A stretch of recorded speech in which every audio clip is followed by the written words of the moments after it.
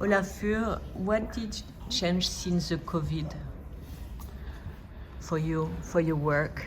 Because this, what we can see here, seems really new. Well, of course, so much changed in COVID. In particular, the quality of meeting people face to face, and not on a screen like I'm talking to you now on. But in a sense, so that became very apparent to me. It also showed us, I think, that communication via different technologies is actually possible to a large extent. So there's not only bad to talk to people online and so on. So this is a whole thing that I think came out of COVID. Another thing is... But in your work, right? Yeah, but it influences my work a lot. I'm traveling much less. A lot of sort of discussions we can have online without me having to go and meet people. Mm-hmm. But the luxury of them going somewhere also became much more explicit. And things that one can talk about on the phone, you don't talk about on site. So this means the sensitivity has been, sensitivity of working has been broadened out. Things are more clear in terms of when you go somewhere, you're going somewhere because it's important to be there. And stuff that you can do at home, you could do at home. Other than that, I also think bigger questions like, how much do we care for each other? How much do we care for countries that are very different than the so-called European idea of self-exceptionalism? I think we learned a lot in COVID about, narrow-mindedness and people who were acting on largely defensive principles. We also learned that the so-called opening up of various kind of boundaries suddenly by the healthcare sectors were redefined. Suddenly the Germany-Italian border was extremely clear because the healthcare system of the two countries made the transport and the trade and so on had opened everything up within the context of EU, but the health collaboration is very low. So Germany could barely send respiratory equipment to Italy and vice versa. Yes. Right? So we learned a lot about our own resources, and we learned a lot about our limitations in particular. And I think that is staying with people, as I'm sure that some people were surprised to see what we expected to be a very resourceful idea of humanism in the world turned out to be a much less resourceful, and we saw countries acting on great expanse on their own population and in the definition of what is lockdown, and people suffering a great deal, maybe also more than they had to. And so the learnings are immense out of COVID. So, to speak about your work, what is the consequences of all that on your work? During COVID, I was lucky to stay in my studio, and I could. I happened to live in my studio, so I was not leaving home in the lockdown. And in my studio, I was in Berlin. In Berlin, I was lucky to have enough work to do, so I didn't struggle with cancellations and so on. My projects often go over several years, so this means I don't have a lot of short-term work, which was typically the one which was cancelled and influenced. And what I did was, or what my great team did, because I have to credit my team for that, we divided the studio into 4 or 5 different studios, and we made walls and no contact between the studios. So this means instead of one big kitchen for everyone, we made 4 or 5 small kitchens, or we first 4 and then 5. And then we also had 4 or 5 toilets, and we had to reorganize everything, different entrances, and twice a day we sanitized all the handles of the whole house with a special one.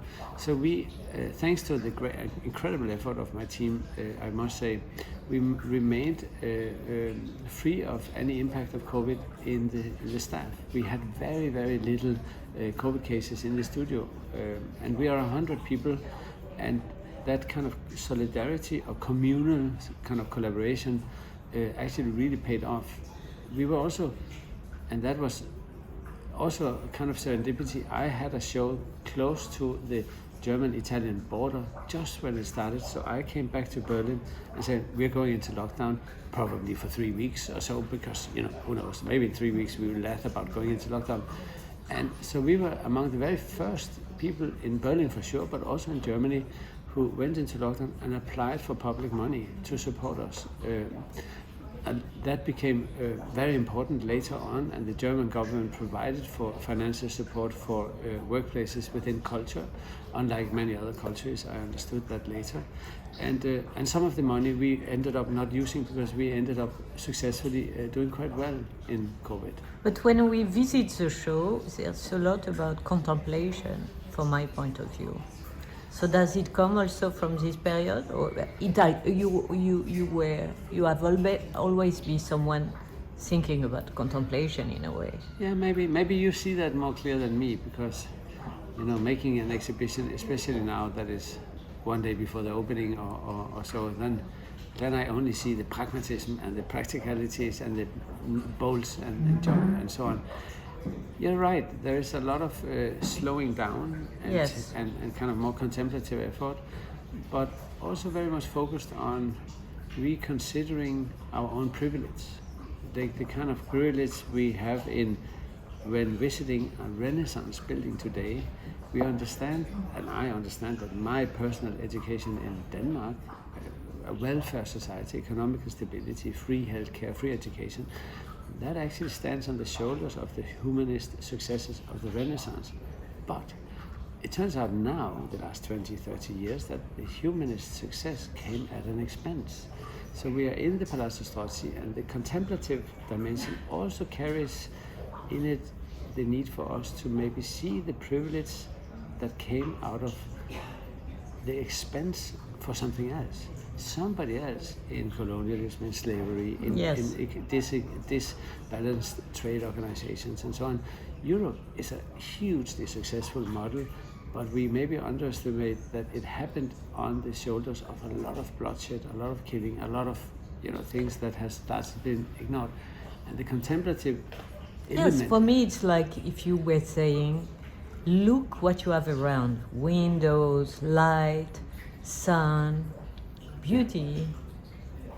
Yes, but look at the glass. Don't look through the glass. Look at the lens with which you see the world. So that's the other question about windows. You have a very special definition of a window, which is almost political.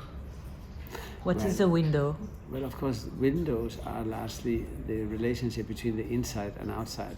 We have two windows in our house right here, two small lenses. Mm-hmm. And these two small windows, they are influenced by our political beliefs, our faith belief, about our cultural understanding of each other, and so on and so forth. They're not just telling the truth. There is no real truth. The same one could say about the windows in any structure, in a car. Because you use windows as a tool, as a raw material. Well, I would like to challenge the idea that windows are something you look through. That's not the case. Sometimes the view creates the window. And the window is, in a way, editing of your sense of reality, right? So we should be careful making the mistake of not seeing the method or the principle through which we see.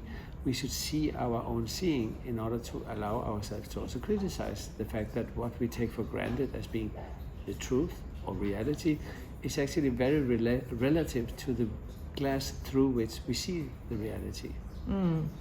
So you were right about the emergency of the climate and all that. For years you are speaking about that. And now one can see you're right. What's your feeling about it?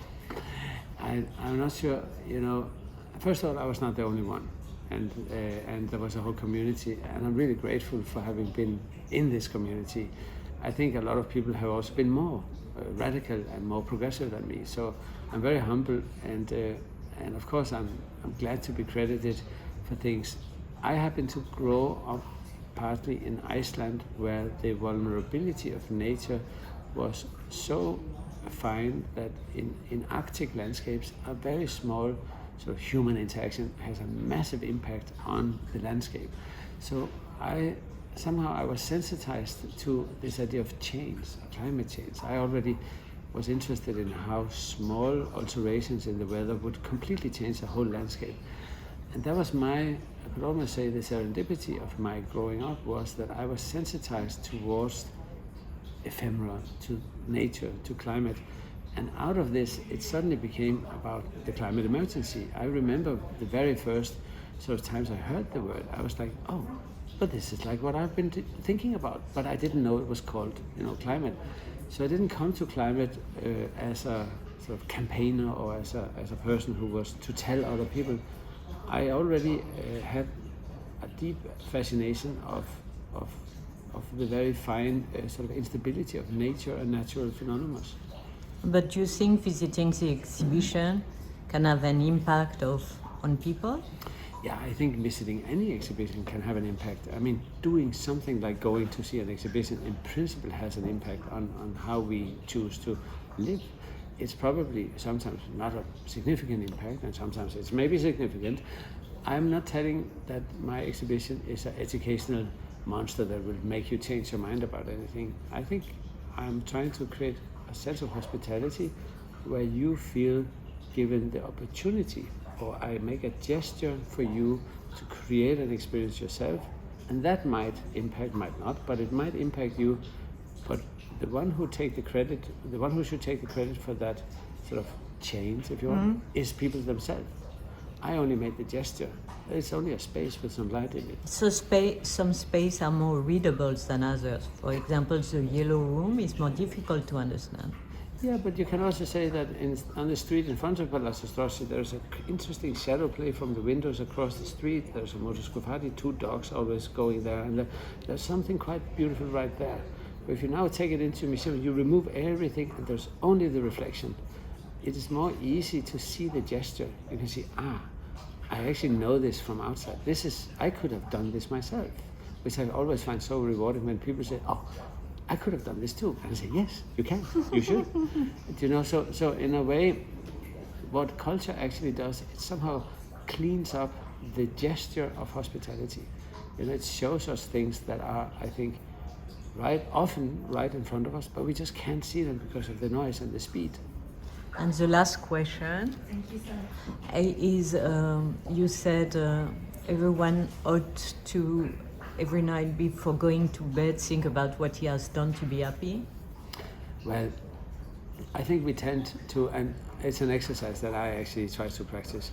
Instead of thinking about achievements and intentions, the past and the future, I think there is something in asking, well, what did I do today? What did I do in order to somehow have enough of the things that really matters to me in my day, instead of running around and somehow only being engaged in pragmatics and things that are actually hard to measure in terms of, shall I say, happiness, success, right?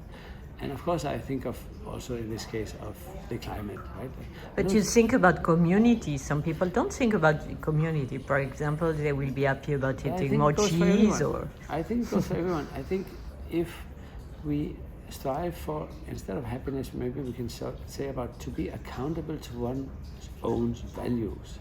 Because I think we all generally say, oh, my values are this or that, my moral high ground is here and so on. But we forget sometimes how difficult it is to actually live by the values. I'm not accusing people of somehow cheating or anything. I just think that because of social media, because of the press, because of many things, we are becoming so ambitious on how we should be, our intentions.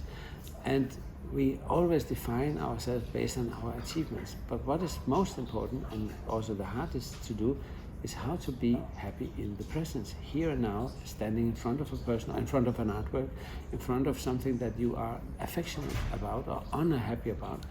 This is, I think, one of the ways which we need to, I think, be looking in order to achieve some change, for instance, about the environment. So you are more and more political oriented?